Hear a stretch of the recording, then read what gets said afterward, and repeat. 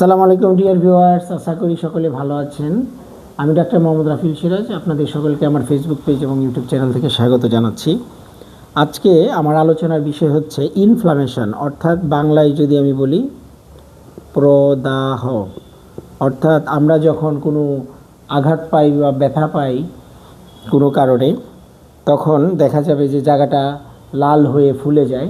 এই অংশটাকেই, এই কন্ডিশনটাকেই কিন্তু আমরা মেডিকেল টার্মে বলি ইনফ্লামেশন বা প্রদাহ। বাংলাতে প্রদাহ বলা হয়ে থাকে। অর্থাৎ ইনফ্লামেশন হলো হঠাৎ করে আমি পড়ে গেলাম বা আঘাত পেলাম, তাহলে যে জিনিসটা হয় হঠাৎ করে লাল হয়ে ফুলে যায়, ব্যথা হয়, এই কন্ডিশনটাকে ইনফ্লামেশন বলে, বাংলায় যাকে প্রদাহ বলা হয়। এই ইনফ্লামেশনটা আবার দুই ধরনের হয়, একটা একুট ইনফ্লামেশন আর একটা ক্রনিক। অর্থাৎ হঠাৎ করে যে প্রদাহটা হয়, ইনফ্লামেশনটা হয় সাডেনলি, এটাকে একুট ইনফ্লামেশন বলা হয়। আর অনেক দিন ধরে যে প্রদাহটা আমাদের শরীরের মধ্যে চলতে থাকে সেটাকে বলা হয় ক্রনিক ইনফ্লামেশন। আজকে ইনফ্লামেশন বা প্রদাহ নিয়ে কিছু কথা বলবো। এই ইনফ্লামেশন বা প্রদাহের কিছু কার্ডিনাল সাইন আছে, 5টি কার্ডিনাল সাইন আছে, যেটি দেখলে আমরা বুঝবো এখানে ইনফ্লামেশন হয়েছে।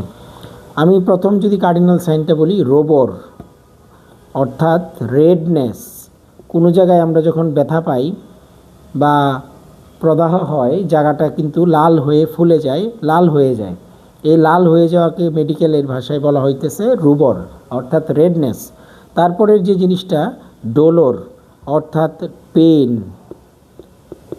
যে জায়গায় আমরা ব্যথাটা পাই বা প্রদাহটা হয় সে জায়গায় পেন হয় প্রচণ্ড, এই জিনিসটাকে বলা হইতেছে ডলর। তারপরে যদি বলি পরবর্তী জিনিসটা যেটা হয় ক্যালর, অর্থাৎ জায়গাটায় এখানে হিট তৈরি হয়, অর্থাৎ জায়গাটা গরম হয়ে যায়। যেখানে আমরা ব্যথা পাই বা ইনফ্লামেশন হয়, জায়গাটা কি হয়ে যায়, due to increase vasodilation, blood flow বাড়ার কারণে জায়গাটাতে ব্লাড ফ্লো, আমরা জানি রক্ত একটু গরম, রক্তের প্রবাহ যেখানে বেশি হয় সেই জায়গাটা একটু গরম হয়ে যায়, এই কারণে এখানে হিট প্রোডাকশন হয়, যেটাকে বলা হয় ক্যালর। তারপর হলো টিউমার অর্থাৎ সুয়েলিং। যেখানে ইনফ্লামেশন বা প্রদাহ হয় সেই জায়গাটা ফুলে যায় ডিউ টু এক্সট্রাভাস্টেশন অফ ফ্লুইড, এই জায়গায় বলা হয় টিউমার অর্থাৎ সুয়েলিং অফ এফেক্টেড সাইট। আর ফাংশুয়ালেসা, কোনো জায়গায় যদি প্রদাহ বা আমরা ব্যথা পাই বা যদি প্রদাহ হয় সেখানে ফাংশুয়ালেসা অর্থাৎ ওই জায়গার অংশর ফাংশনটা সাময়িকভাবে লস হয়, function loss of affected organ or affected site, এটাকে বলা হয় ফাংশিওলেসা। তাহলে কোনো জায়গায় যদি আমরা আঘাত পাই অথবা কোনো রোগের কারণে প্রদাহ হয়, সাচ এস অ্যাপেন্ডিসাইটিস, উদাহরণস্বরূপ কোলিসিস্টাইটিস বা গলব্লাডারের পাথর বা যে কোনো কিছু প্রদাহ, এটা আমার রোগের কারণেও হইতে পারে অথবা কোনো আঘাতের কারণে হইতে পারে। এই প্রদাহটার 5টা কার্ডিনাল সাইন থাকে। একটা হলো রোবর অর্থাৎ রেডনেস, জায়গাটা লাল হয়ে যাবে। ডলর অর্থাৎ পেন তৈরি হবে, এবং ক্যালর অর্থাৎ জায়গাটাতে হিট অর্থাৎ তাপ তৈরি হবে, কিছু হিট প্রোডাকশন হবে, জায়গাটা লাল হবে, পেইন হবে এবং তাপ প্রোডাকশন হবে, হিট প্রোডাকশন হবে, যেটাকে ক্যালর বলতেছি প্যাথোলজির ভাষায়। জায়গাটা ফুলে যাবে, টিউমার অর্থাৎ সুইলিং হয়ে যাবে। আর ফাংশুয়ালেস অর্থাৎ ওই আক্রান্ত অংশটা কি লস অফ ফাংশন, এফেক্টেড সাইডের ফাংশনটা সাময়িকভাবে নষ্ট হয়ে যাবে, যেটাকে বলা হয় ফাংশিওলেসা।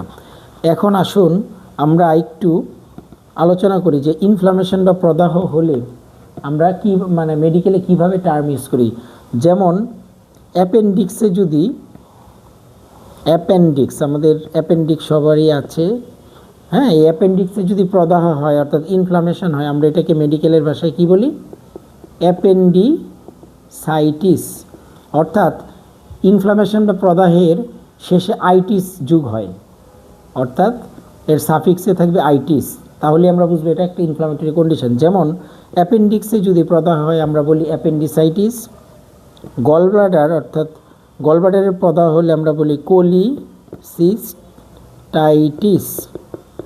প্রোস্টেটে যদি প্রদাহ হয় অর্থাৎ আমাদের পুরুষদের, হ্যাঁ, ব্লাডারের নিচে, ইউরিনারি ব্লাডারের নিচে প্রোস্টেট নামক একটা গ্ল্যান্ড থাকে, এখানে যদি প্রদাহ হয়, প্রোস্টেটে প্রদাহ হলে এটাকে বলা হয় কি প্রোস্টাটাইটিস, প্রোস্টাটাইটিস,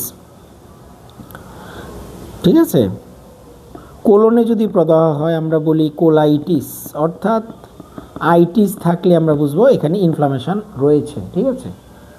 অর্থাৎ এই হলো, কিন্তু কিছু ব্যতিক্রম রয়েছে।